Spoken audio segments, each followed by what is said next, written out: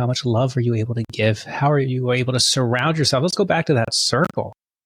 Can you surround yourself with people that feed your soul? Can you pick an occupation? Again, it doesn't matter if it's a dishwasher or a entrepreneur, an artist, that just feeds your soul so that we have this one life. I think you probably experienced this too, where people talk about what's the work-life balance. There is no such thing as work-life. There's just life. Sometimes you're making money, other times you're not. But how do you live the most joy-filled life that you can live? And that's where I think we need to spend more time as a culture. But we're so worried about there's got to be more. There's not enough for everybody. I need what's mine. I got to protect what's mine. Yeah, I think we need to spend more time on how do we live the life we have versus the life we're aspiring. Hey, it's Rocky. Welcome to Richer Soul. Today's guest is Matt Zemon, who will share what's happening in the world of psychedelics and psychiatry.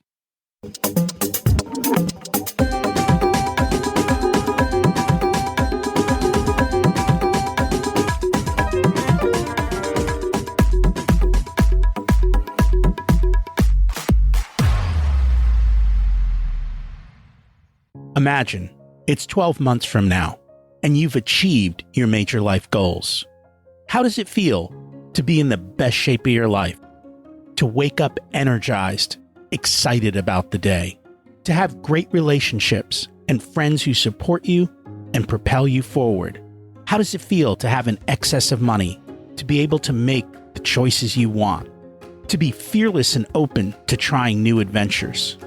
Imagine being connected to the universe and it providing everything you desire. It's possible over time, and your past does not dictate your future. The only thing holding you back from this vision is you. It's time to take control of our thoughts and use them to our advantage. Welcome to Richer Soul, where we achieve our dreams and bring balance to health, wealth, relationships, time, and spirituality. If you have not had a chance to listen to episodes 1 through 9, I encourage you to go back and listen to the framework behind Richer Soul and how to create the life of your dreams. You can also find all the show notes for this episode at richersoul.com. Today's quote comes from Terence McKenna. When we look within ourselves with psilocybin, we discover that we do not have to look outward toward the futile promise of life that circles distant stars in order to still our cosmic loneliness. We should look within. The paths of the heart lead to nearby universes full of life and affection for humanity. It's interesting how psychedelics and drugs have been treated, and when you start to look at the history and the politics and everything that went on, it's not surprising. But at the same point, those same politics are now swinging the other way because a lot of military people with PTSD are being dramatically helped with the use of these drugs. And so politicians can no longer fight it. I don't know where it's going to go. This is all new to me, meaning I'm not an expert. I'm a novice. I'm just kind of continuing to learn and explore, and honestly, this really wasn't in my wheelhouse. Not something I normally would have considered in the past. Not everything we're going to talk about today is legal everywhere. It depends where you are. All we're going to talk about today is educating you about what's happening in science, what's happening in the medical studies space, and also what's happening in the spiritual realm. And honestly, that's what brings me to this, is that whole spiritual part of this. Maybe this is something you want to learn more about or not. I spent a lot of time in the medical industry, so I love to learn and see what's being explored. You got to figure out if it's for you or it's not.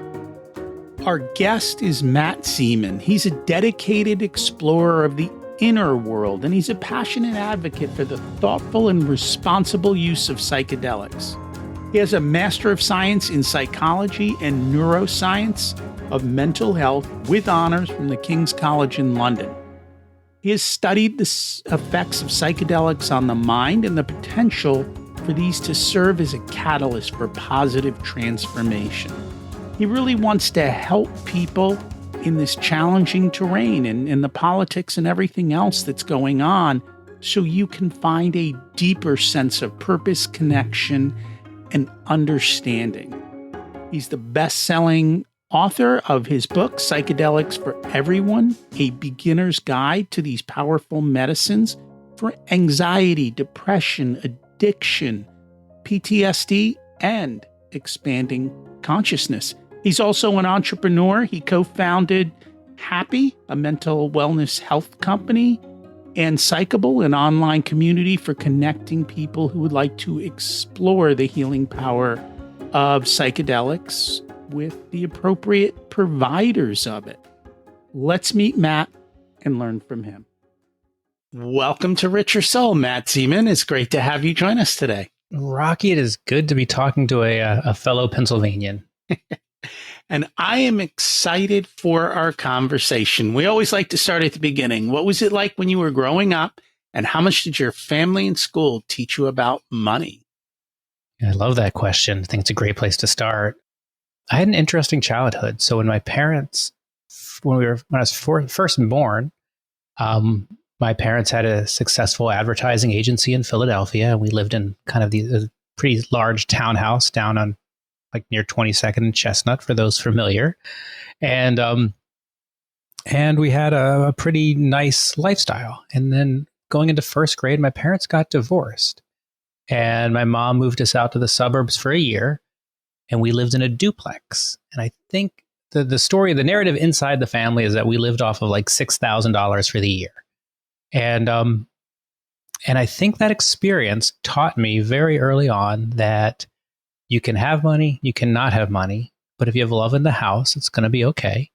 And I really wasn't, or I'm not afraid of whatever the outcomes are in store for me. And I know I can produce revenue. My mom rebuilt her agency after that, and she produced revenue, and I feel like I have that skill set as well. So, yeah, I think that was probably the most formative childhood experience around money that I can think of. Interesting. One of the questions we always kind of try to figure out, and we're going to talk about psychology today and so forth, but it comes back to resilience, and it comes back to grit.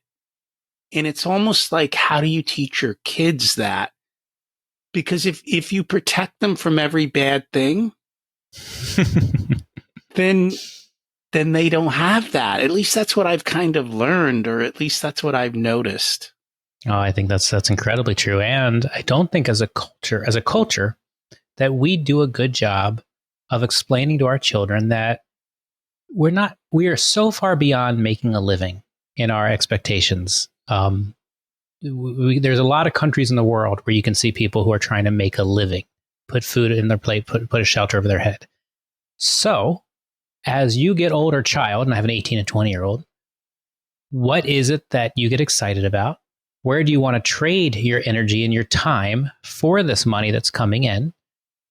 And how are you going to look at these things? So how are you going to look at these as, can you look at part of money as a tie to a responsibility, to a job? And part of when you spend money and you incur things and debt, it takes energy to pay that off. And just be aware of that as you move forward in the world. And I don't think those lessons are taught young enough and strong enough for our kids. I think we're just taught to be consumers. I was going to say, are they taught it to adults? No, I mean, there are people who are fortunate to run across people like you and come in and you say, hey, let's talk about this and let's come up with a plan. But no, I think we're immature as a culture when it comes to our ability to have candid discussions about money. What is enough? Why do you need it? How do you get it? And what are the trade-offs as you move down that path? And there are trade-offs. I certainly made many trade-offs over the years where I followed an accumulation path to the detriment. What I thought I was doing, I was modeling my father's behavior. My job is to provide. So I provided. I provided private school. I provided a house. I provided cars. I provided food. I provided summer camps. And I was away from my family a lot. And if I was to ask my kids now, would you have rather me been around more and had less? There's no doubt in my mind they would say absolutely. And I didn't learn that till later in life. So now I can move forward with that knowledge and sharing a little bit with you, Rocky. Do you think your kids internalized it enough that they will behave that way as they grow and they go out and earn? I think we are all programmed at a young age from our parents. So we have this, regardless of what our parents say, it's what they do that we witness over and over and over, and we live and we experience it viscerally and emotionally and mentally. So I think there is a chance that that's what they saw and that's what they'll do. And my hope is that the work I'm doing with, in my case, with the psychedelic medicine, which has then led to a different spiritual practice, which has led to a mindfulness practice, I'm hoping to break that pattern in my family. That I'm hoping that I can see the scarcity paradigm that my parents both had. Both my parents lost their parents when they were young. I think that Rocky, you lost your mom when you were young.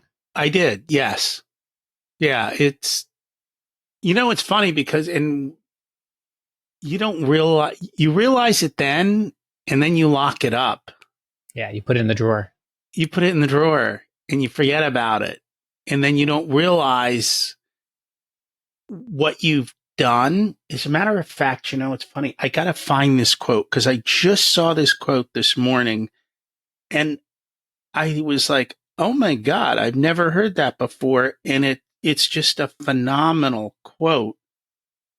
Here it is. I save them now because I always lose them. That's smart. If you look at the people in your circle and don't get inspired to grow beyond yourself, you don't have a circle, you have a cage. Oh, I like that. I don't know who said it, but the point is, I think we have a habit of locking ourselves in a cage. And that was kind of one of the ahas for me. We do. And I think as this relates to people who lose their parents young. So what do they experience? They experience the other parent having to provide a lot more, which typically means less time for them.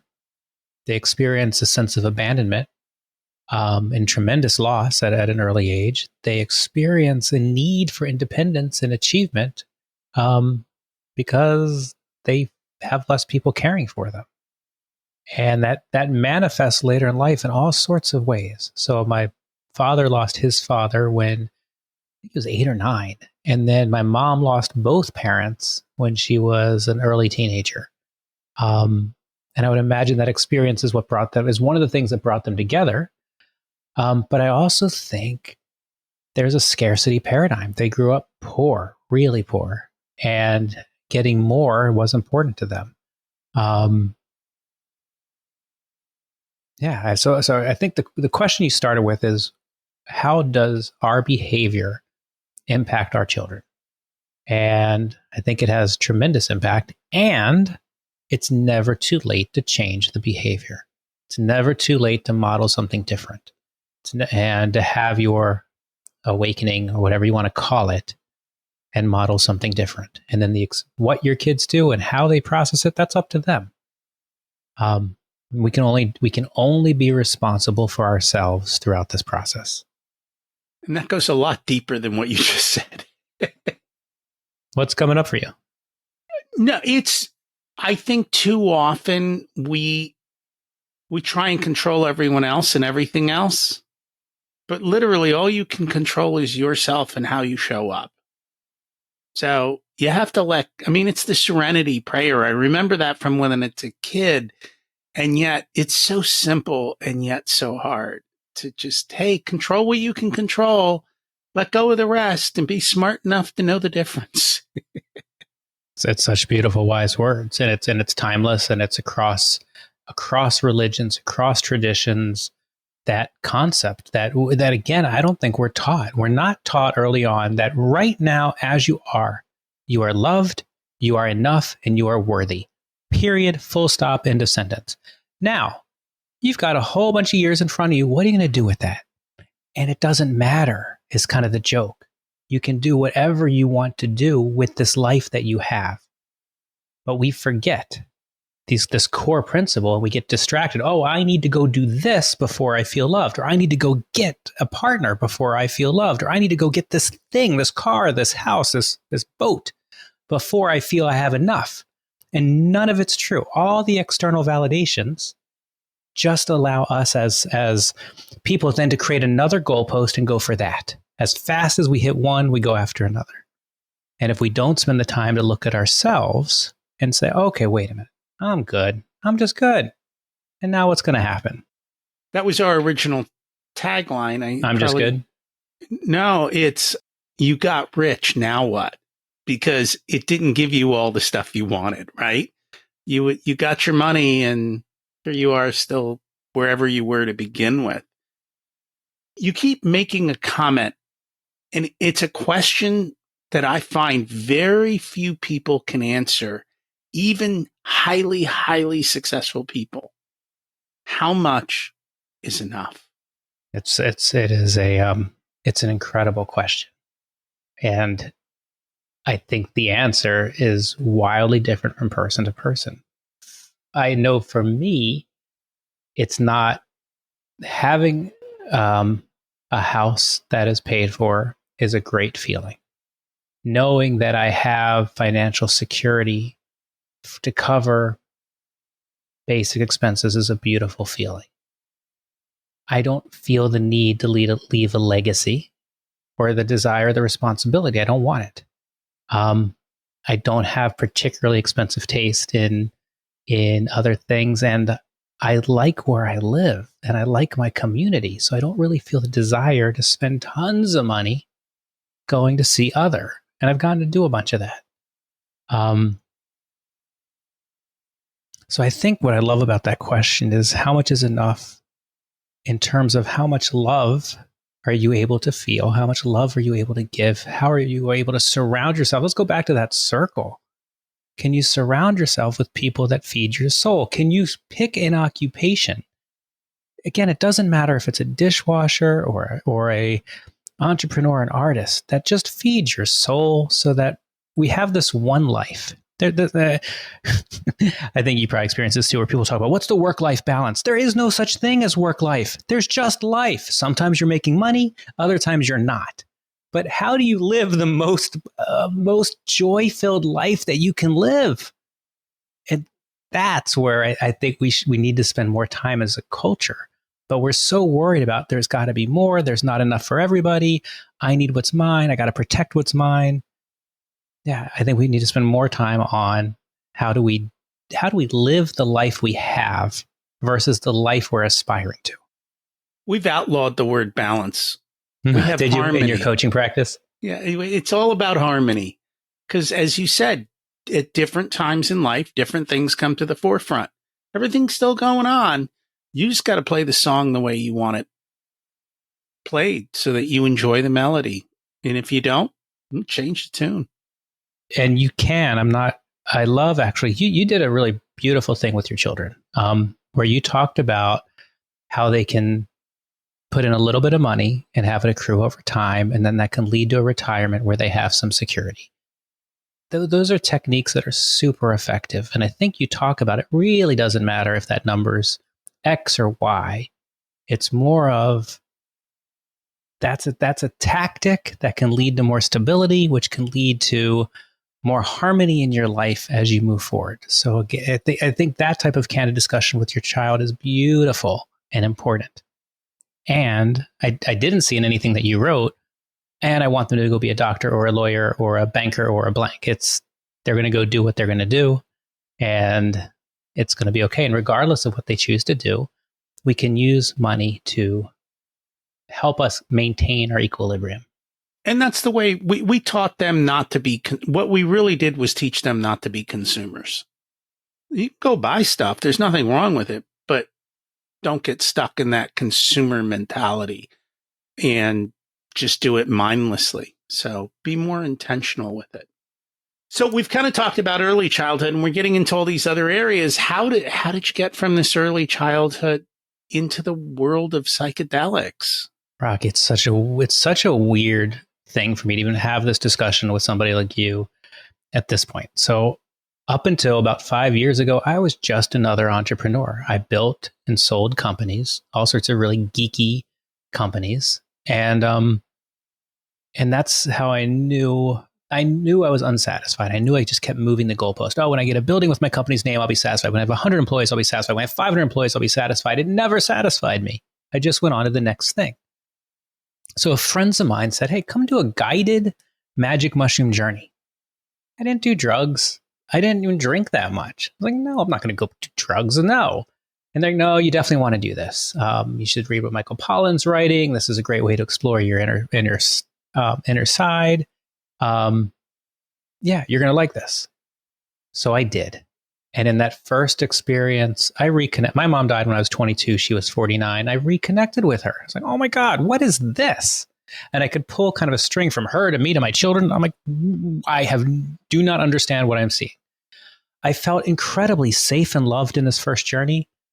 And then in an instant, I was like, wait a minute, I don't feel safe and loved. This feeling that I'm feeling now is not what I normally feel. Well, that's interesting. And I had kind of insight after insight after insight.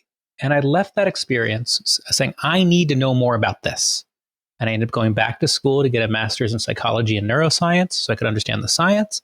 And I started traveling around experiencing psychedelics by different types of practitioners, MDs, PhDs, taitas, shaman, different types of psychedelics to explore my consciousness. And at this point, I have a deep spiritual practice as it relates to these medicines.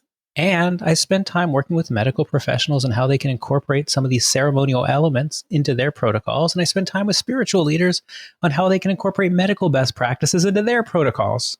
Because there needs to be a reconciliation between these two, and it's happening and it's beautiful. But that's my long-winded way of saying I fell into this by accident and then did a bunch of studying.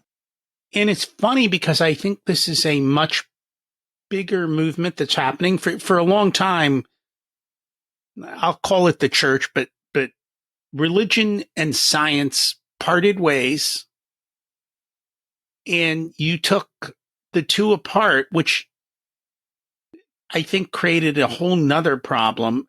They're coming back together now, and it's actually science, I think, coming back to religious, or let's actually call it spirituality, because I don't think there's some baggage that comes with religious. Sure. Correct. And when I look at religion, I look at, well, whatever the original text, regardless of the religion, says one thing, but all you people are practicing something that's not in alignment with what your book says, but it is not even in the book. You made it up or somebody made it up, and that's all programming right back to that.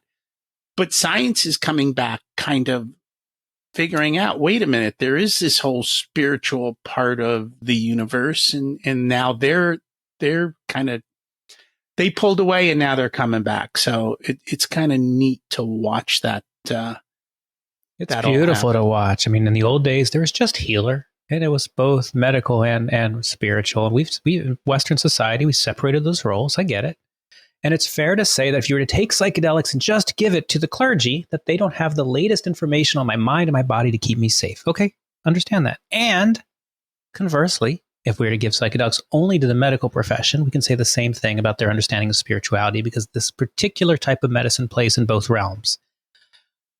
What is interesting is this reconciliation that's happening, is the collaborations happening between both sides. And I'm hoping for a future where an exemption process happens with the DEA, where more of these psychedelic churches can come out from being underground and everybody can practice in the open with the latest scientific and spiritual knowledge being shared across person. And there are plenty of people who want this medicine and want these experiences. There's no shortage of that. We have a shortage of practitioner who can deliver it. Most of them are prevented legally, and many of them have not been taught. So they don't even have the expertise to understand. And it's so far out of their realm of what their original teaching was that yeah, it'll take a while, but it's moving fast. So we'll see what happens. This kind of begs the question, though, why do you think depression and anxiety are so high in the Western world? think we have a number of factors that are feeding into this. One of those factors is people are leaving churches and they're leaving community in huge numbers. And in our Western nuclear family society, where we're waking up, we're getting in our cars, we're going to work, we're coming home, we're watching a show and having dinner and going to bed. And we're not spending time in community. So we feel lonely. And that's understandable. Part of it is social media, and that we are looking at these other people's lives constantly, what's projected as it, and we're feeling less than. Part of it is there's this beautiful movement happening now, and you have teenagers who are, I think, the same age as my kids in that zone. Mine are 18 and 20. Mine are a little older now. Okay. I think my articles are old. Are they old? Okay. They're not old. They're out of college and launched. Look at you. Good for you. All right. But we're watching this generation who is so empathetic and so pushing the boundaries over. We can be less judgmental. We can be more inclusive, and all that's beautiful. And there's a lot of, I need you to change the way you talk to me. I need you to change the way you address me, or I'm going to be deeply offended. I don't even want to listen to your words because your words can hurt me. I think that can be a bit dangerous. I think there's an opportunity with things like psychedelics to turn the lens inside and say the only one who has, again, you're only responsible for yourself. So rather than try to change the outside world, which is a losing game, change the inside world, change the way you hear the words, change the way you hear the way people address you, change the way you respond. And there's happiness under that formula. Changing the external world, it's never going to be enough. It's not. By the way, so we always used to talk about this financially from what I saw generationally. Like, one generation starts off, they immigrate, they work hard. The next one gets a boost up, and then they spoil their kids because they don't want them to work. And then, then they're poor again. I came to realize the same thing happens to societies. As a matter of fact, the book that I just finished reading, it's Neil Howe, The Fourth Turning, is here. And it literally talks about why today's kids behave the way they do. And it's like, think about it. You had that first generation that came out of the war, the Great Depression, and then there was great boom, and then their kids did really well. And then we started protecting our kids. And now we're back to this, part where you move away and you move together. And we're at that part of moving away. The good news is the next part's moving back together. So I think there's a whole bunch of societal things, and this is worldwide, along with things that are happening in the world of science. All these things are going to converge together. And I think 10, 15 years from now, we're going to have a much better world to enjoy. We just got to live long enough to get there. Well, Rocky, I think it's important to take a moment, again, all reasonable metrics. This is the best time ever in the history of the world to be alive, period. Violence is down, famine is down, age is up. There are so many good things happening. Thomas Paine in Agrarian Justice talks about it's hard to grow up in a world where everything of value is spoken for. So think about what this next generation is looking at. How are they going to afford the houses that you and I live in? What reasonable path do they have to get there and get married at the age that you and I got married? And what I'm seeing is a very positive reinvention of the game. And they're saying, we're not going to do it. We're going to go live in vans. We're going to go live in tiny houses. We're not going to work 5 days a week because there's no point to it. But we'll do 4 days and we'll work as a barista, or we'll work as a this, or we'll work as an artist, or we'll work as an Instagrammer, or we're gonna run D&D games, whatever. And we're gonna want less and we're gonna spend less because they don't want to compete. And I think that's actually beautiful. And I think it's especially beautiful as we see the rise of AI happening. And again, how many less satisfying jobs is that going to remove? it gives the kids a chance to go use your hands again, be a potter, be a plumber, be an electrician, do something. Because again, there's enough. It's an abundant world that we're living in. By the way, AI can't do plumbing. Exactly. Yeah. Can't do any of these things with your hands yet. No. So there's it's a great time to do those things. Opportunity. Mm-hmm. So we're here to talk about your book. What inspired you to write the book, Psychedelics for Everyone? Yeah. I mean, when I came out of this, I found a bunch of information that was really technical. And I found a bunch of information that was really kind of opinionated.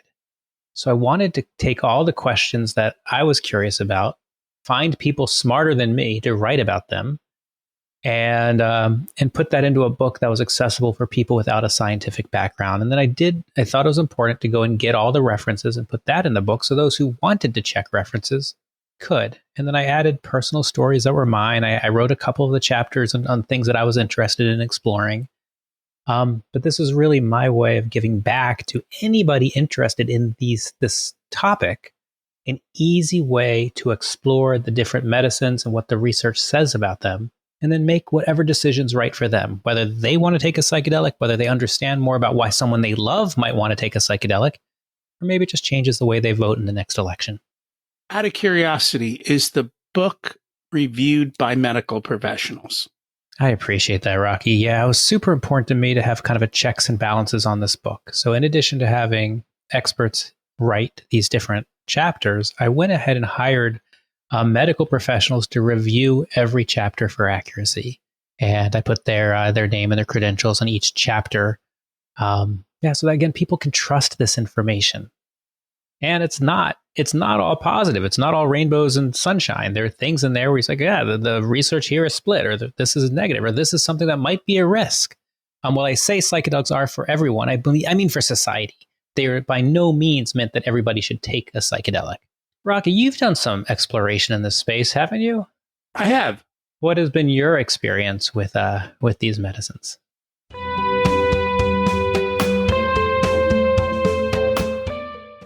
Today's episode is sponsored by Profit Answer Man Podcast.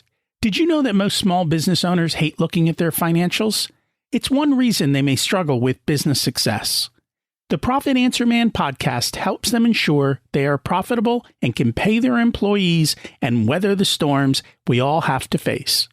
It's built on the Profit First methodology of pay yourself first. The Profit Answer Man Podcast is a must listen to for every small business owner and anyone who wants to help them survive and thrive. Check it out on your favorite listening platform.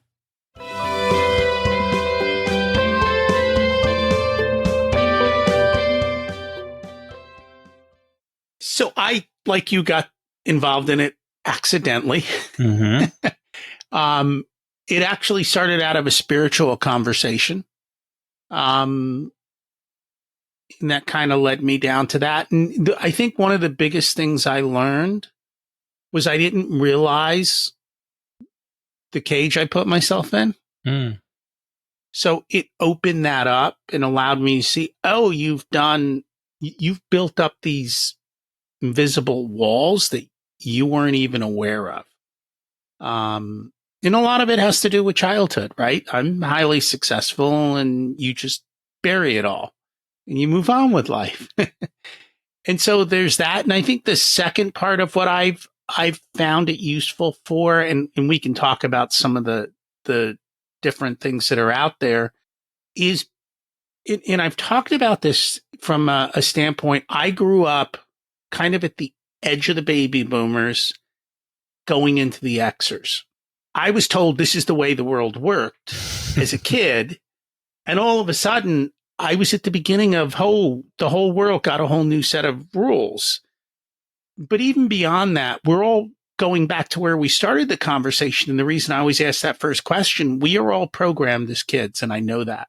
What I have found is some of these psychedelics, and there's one that's actually FDA approved for other things, ketamine. It has the power of neuroplasty, which is the power to essentially rewrite your programming. And to also show you your underlying programming. And so it gives you that dual edge of, hey, why is it like this all the time? And what do I like? How did this come to be? And then let's rewrite it. And I had someone on the podcast maybe 4 or 5 months ago, and he went through a heroic dose, and I haven't done anything like that. But he was like, I think the comment was something like, it was like 30,000 years of therapy in 4 hours or something, like massive life-changing shifts. What also surprised me dramatically was the spiritual component of this. That is just so far outside of what I expected or even thought about. And the more and more I delve into it, the more I read. Your book was very helpful because I don't know a lot about a lot of these. And I was able to look across all of the different things and also to see the historicals and see how it's all kind of being tied together. As a matter of fact, one of the things that popped out in your book was this quote that more than 2/3 of self-identified atheists drop their atheist label afterwards. I'm like, that's incredible. And I realize also why or how they got this to become mainstream, which comes out to the other thing. The studies were used in PTSD. So this is soldiers who have traumatic things from all these wars. And literally 2/3 of them no longer had PTSD. The dramatic shift in what they are able to achieve and do that. So now all of a sudden, politicians can't go, no, I don't want the soldiers to feel better, right? Exactly, smartest angle of how to change behavior or get into a market. I think if the church figured out that the easiest way to convert atheists was to hand out drug and communion, they'd all be handing it out. These are those little things in life. You go, holy crap. Like, oh, if we just did this, which is totally not what you expected, this is the result. And I used to be heavy and I would always try and lift weights and do stuff and it never worked. And then I read Tim Ferriss and they're like, go do this. And I went and did that. And then like all of a sudden doing that allowed all of this other stuff to happen. It's like, what is that little thing that you can do that has effects that you can't imagine? Let's do 2 things here. I mean, you just brought up, I want to talk about PTSD and psychedelics, and then I want to talk about the spiritual angle that you just brought up. So just for your audience who might not be familiar, the study you're referring to are the 2 phase 3 clinical trials that were sponsored by MAPS, the Multidisciplinary Association for Psychedelic Science.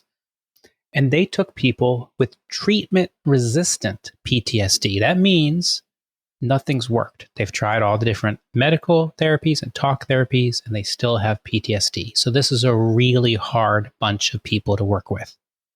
And they gave them 3 doses of MDMA with therapy before and therapy after. And it was almost 70% that emerged no longer having a PTSD diagnosis. So it's a tremendous, tremendous result. And because of that, they just filed for MDMA to be re-legalized maybe as soon as the end of this year here in America. That's incredible. And just, again, you're right, soldiers, victims of sexual assault, people who are living with PTSD. What a gift to be able to have access to these medicines.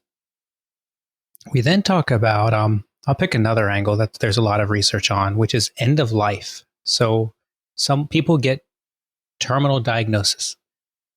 So they, of course, feeling depression, feeling anxiety, feeling scared and hopeless. Lots of studies coming out on this. Johns Hopkins, UCLA, NYU, where they're giving them 1 dose of psilocybin.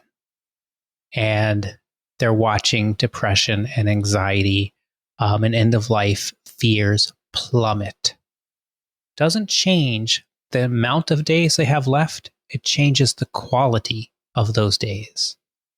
And that's beautiful. And the FDA has now given psilocybin breakthrough therapy designation. And hopefully it might take another couple of years before it's legalized here again, right here, period. But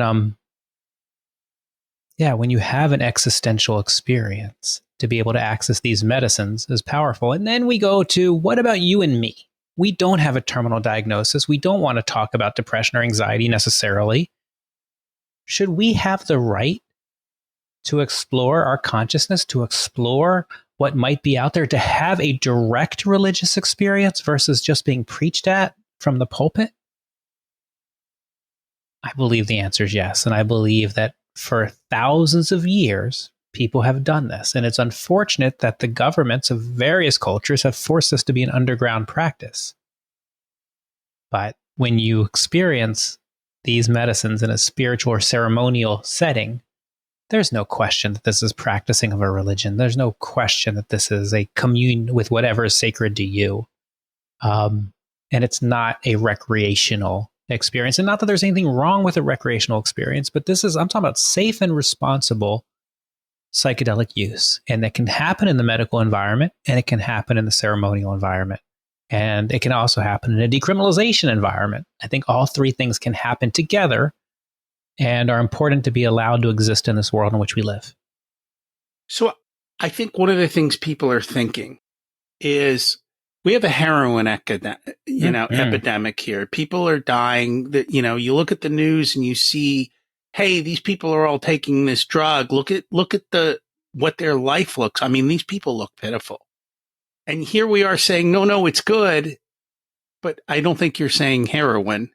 And I think it would be helpful to kind of frame this a little bit and explain maybe the differences or what's happening there versus how this is different from that. Absolutely. And let's start with just reminding people that there are lots of different types of drugs. Alcohol is a drug. Tobacco is a drug. And we have hundreds and hundreds of thousands of people every year who die from those drugs. There is a study from Imperial College of London by Dr. David Nutt, and he said, let's forget how drugs are classified, and let's just look at the harm to self and the harm to other potential of each drug. The far left-hand side, the most dangerous drug was alcohol. It was a 72 on his chart. And you work your way down. Heroin's like a 55. Dangerous, very dangerous. But you work all the way down to the right-hand side, and mushrooms are a 6. And LSD is a 7, and MDMA is a 9. So all drugs have a danger profile with them. Of course they do. I think we have almost 200 people every year who die of acetaminophen overdoses in America. All drugs can be dangerous. But when we talk about risk, we talk about relative risk. So then we have, people are dying from all of these things. We don't want anybody to unnecessarily suffer. And we have people right now who are suffering from depression and anxiety and OCD and eating disorders and all sorts of challenges where the current medical model doesn't work. Antidepressants work on maybe 40% of the people that they are given to, and they come with a huge side effect profile. So you're trading life with that medicine, and you take it every day, and you get addicted, and it becomes a decade-long thing. We have technology here that's been used for thousands of years with these psychedelic medicines. There's an opportunity for all sorts of things in the medical world, and science and medical will figure out what those things are and how they can be done.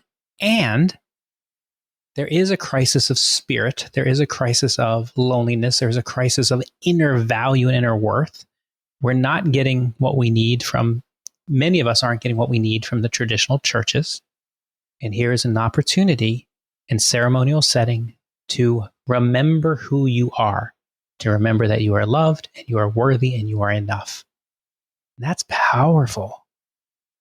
It's super powerful. And I mean, let's face it. I've never gone to a therapist, but how many of us have heard stories about people, they go to therapists, they're there for 20 years and nothing changes. And I used to be involved in the pharmaceutical world. I know when you look at the trials of the drugs that you're talking about, vitamin P, as they used to refer to it. Yeah, placebos. The actual differences between placebo and active drug were tiny, but what was really interesting was the placebo arm had a massive positive result. And that's why the difference is it was more that they got to talk to somebody and maybe they felt heard and understood. I got to watch Patch Adams speak once. I don't know if you know. Yeah. Sure. And he was like, look, all people need is a hug. They need to feel loved and worthy. He goes, that's what half of and it's funny because if you read, and I've read articles in the Wall Street Journal, old people go to the doctor not because they're sick. It's because that's the only conversation they have and somebody looking after them. And since it's covered under Medicare, what the hell? Yeah, that's fascinating. And that makes complete sense. I do want to stress that I don't believe actually, here's the difference between the Western model and kind of how I look at psychedelics. I don't believe psychedelics are a cure for anything. They are purely a catalyst. And that's where I think this medicine is so different. In the Western model, oh, I have this ailment, whatever that is. Well, take this pill and it'll make the ailment go away. But we've never get to the root of what causes the ailment. So then we get stuck on the pill to numb the symptoms. We then have to deal with the side effects. That leads to another set of symptoms. And off we go round and round. Psychedelics are a catalyst. They open up your mind and your heart to a different way of thinking. And with that information, we enter this period of neuroplasticity that you referenced earlier, Rocky. And with that, we can then implement, with good integration following the psychedelic experience, we can now implement behavioral change based on the insights that I got myself. Nobody told me that I should stop doing this behavior or that I can let this past experience go. I discovered it for myself. I felt it in my bones. I felt it in my heart, and I wanted to make the change. And then through the integration process, I'm able to make the change. I'm able to walk the path. But the whole philosophy on these medicines is these aren't a cure. They're a catalyst. It's funny you mention that because everyone's looking for a prescription. Mm-hmm. It doesn't matter whether it's a drug prescription. Everyone's looking for a how-to. How do I, it's always they want a prescription. And we talk about a lot of times climbing the wrong mountain. It's good. Well, what do I need to do to be happy? Well, and we started here too, right? You need to have 2 kids and get this fancy house and become a doctor or whatever. And here's your prescription to go follow that path and get the college degree. And I think you're right. The young people are going, wait a minute. You all took that prescription. You followed that path. You're all miserable. We see that in, our parents. None of them are happy. They have the money. And as the conversation came, would you rather have me or the money? And it doesn't happen till too late if the question even gets asked at all. One of the topics that comes up, and I think this is also a major part of it, and I think it's a big part of what makes it a party versus actual change. They talk a lot about integration. Mm-hmm. Can you explain what integration is and what that means? Absolutely. I want to just quickly address one point you brought up there, which is I think a lot of therapy and a lot of our Western world is I want my toys back. I want my husband back or my wife back. I want my job back. I want my money back. I want things to go back to the way they are. They're not right now. And again, psychedelics can help show you that that isn't what it is. How do you become comfortable with the reality as it really is today? How do you see the world as beautiful right now? It's not so much about transforming who you are to become something different. It's about remembering who you are already and moving forward with that knowledge. So before you answer the integration question, okay, we're spending billions in racing into space. Very few people race into themselves. It's an inward journey.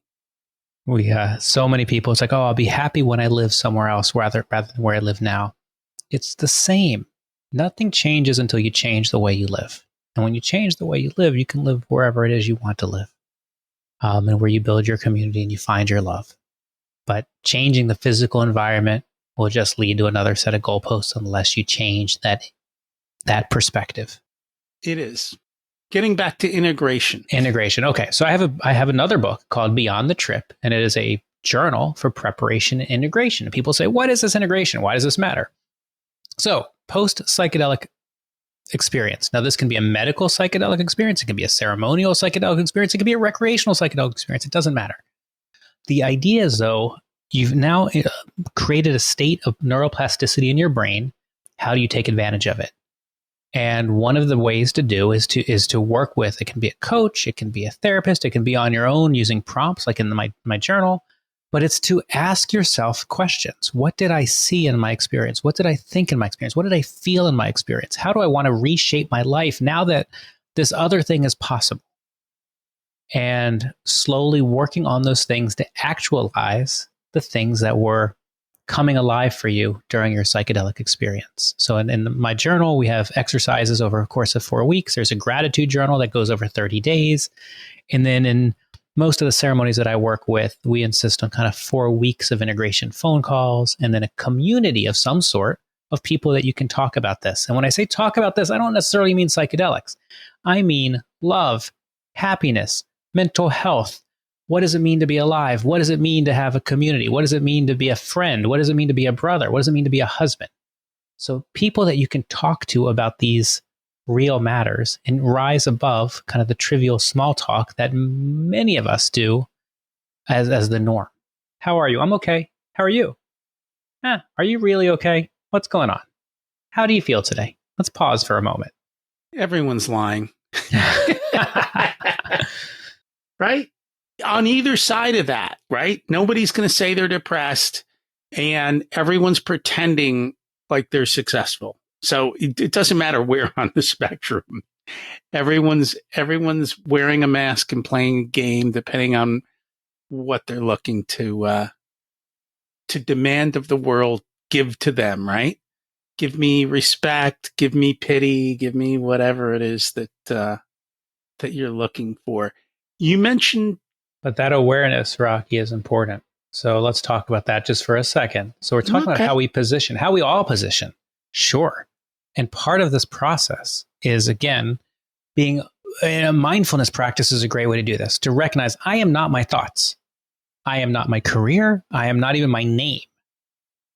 So when I am positioning myself as something, at least be aware that I've done this, that there at some level, I am not being fully authentic.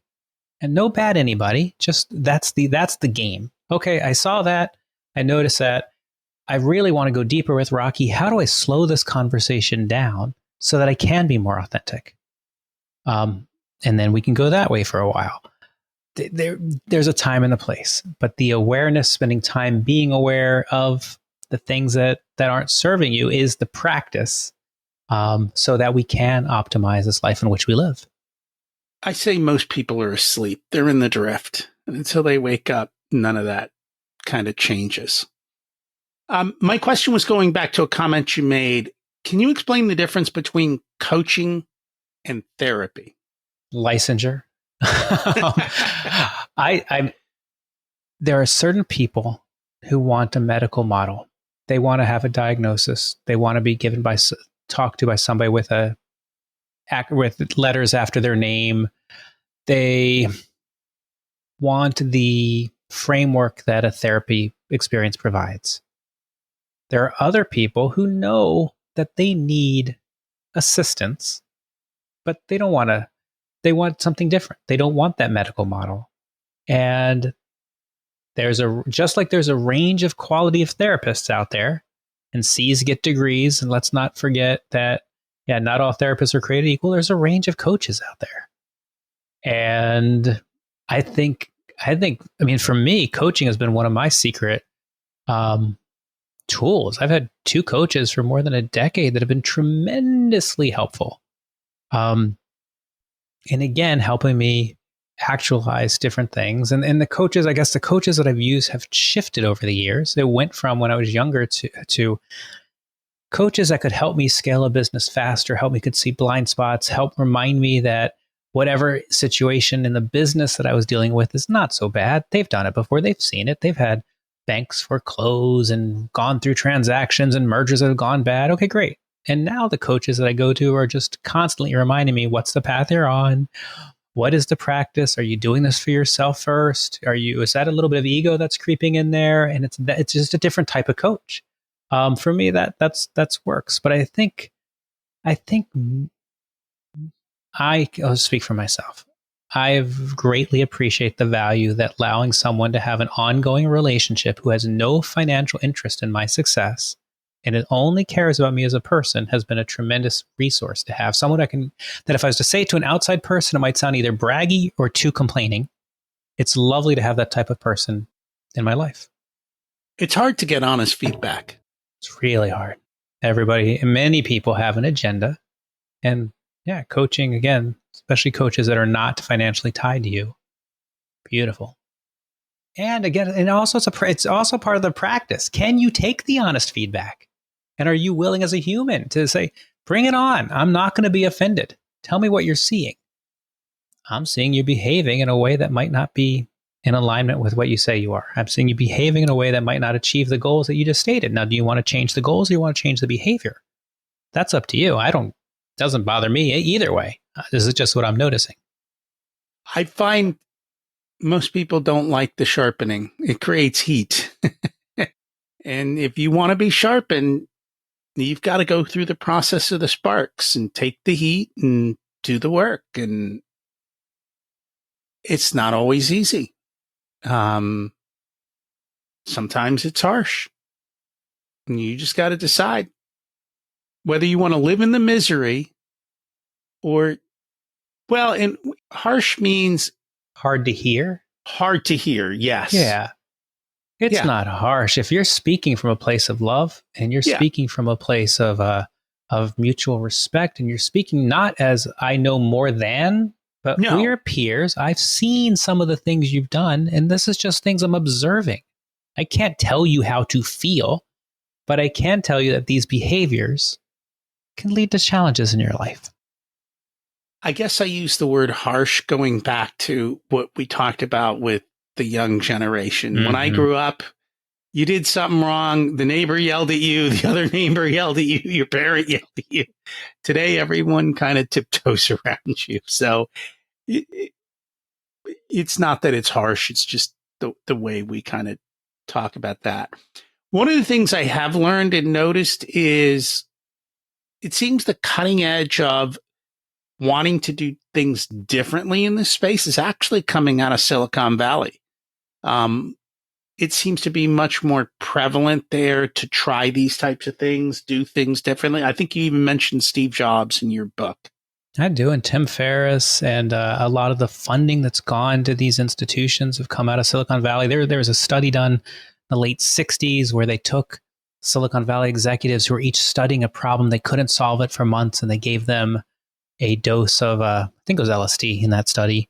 And something like 2/3 of them went ahead and solved whatever problem that was bothering them afterwards. Yeah, and microdosing is pretty popular.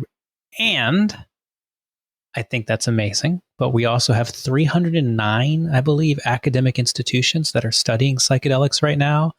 And we have this beautiful merging of traditions, from India to South America to Central America, merging with psychedelics at the Psychedelic Science Conference this summer. Almost 13,000 attendees with, I think the cheapest ticket was $1,000. They had a whole spiritual track, psychedelics in Islam, psychedelics in Judaism, psychedelics in Hinduism, psychedelics in Buddhism. And they were packed. And it was amazing to see that. This is, we had people from the Unitarian Seminary talking about, well, we're going to start a psychedelic teaching program. Amazing. Go team, go. There's a lot happening in this space. So yes, there's from technology leaders to spiritual leaders and everything in between are working to bring these medicines out to people and meet the people where they are. And that can range based on for the same reason we talked about before. Some people like therapists, some people like coaching, some people like chocolate, some people like vanilla. That's okay. These medicines can help. Is there anything that we should have talked about that we didn't get a chance to? Oh, Rocky, I think you and I could probably talk for hours about a whole bunch of things. But no, I think, I guess I would say if you're still listening to this podcast, so something's calling you as you're listening to this. And there are 3 ways that people traditionally find their way to psychedelics. So some of you listening will choose to go to the medical model. You might go in clinic with a ketamine provider. You could do an at-home model with like a Mind Bloom or a Better You Care. Some of you listening might say, I wanted to support decrim nature. No adult should tell another adult what nature they should put in their body. Okay, great. And maybe you're doing that because you can't afford the medical model and you need access. Great. And maybe you're doing it because you want to have a recreational experience. That's not my place to judge. And some of you listening might say, I want to do more of the ceremonial model that Rocky's talking about. Okay, great. And there are over somewhere between 200 and 2,000 psychedelic churches right now in America, in that zone. There are ceremonial experiences in multiple countries, in Costa Rica, in Peru, in Mexico, in Jamaica, in the Netherlands. So you have options there as well. And if you're looking for that type of experience, I strongly suggest go find your local psychedelic society, start talking to people in your community, or come on to schedule a call with me and we can talk about it. But there's options out there. And if antidepressants and anti-anxiety medications are not working for you, it's not you failing the medicine, it's the medicine failing you, and that's okay. No bad you. There are other options. There's always a way. You just have to find it. And I think a lot of times it's just not even knowing what is possible, being stuck inside a box and not seeing it, or having a mindset that's preventing you from seeing it. Because it's funny, the moment that it's FDA approved, all of a sudden everyone will be running, oh, now it's okay. Yep. And that's beautiful. But we shouldn't, as we do this medical model, I'm encouraging people to remember that the underground ceremonial model never stopped. So we might have been in a prohibition here in our country for the last 50 years, but there were always psychedelic ceremonies happening. We might have been trying to squash psychedelics for the last 400 years in Europe and in America. And these spiritual experiences continued. So if we were to take it only in the medical model and leave behind the spiritual, that's stealing. And that doesn't seem okay to me.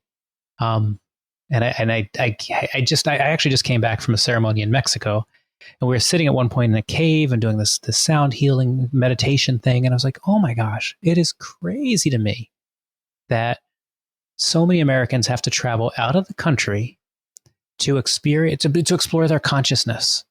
And we'd rather say, no, that's not okay here in America, and have unhappy people and lonely people and people with treatment resistant whatever, than allow them to use these tools. Little by little. Little by little. And it's conversations like this, Rocky. I appreciate you doing this. I mean, it's like you're a fractional CFO and a coach, and you're choosing to make this a topic for your people. It's beautiful. I appreciate that so much. Well, thank you.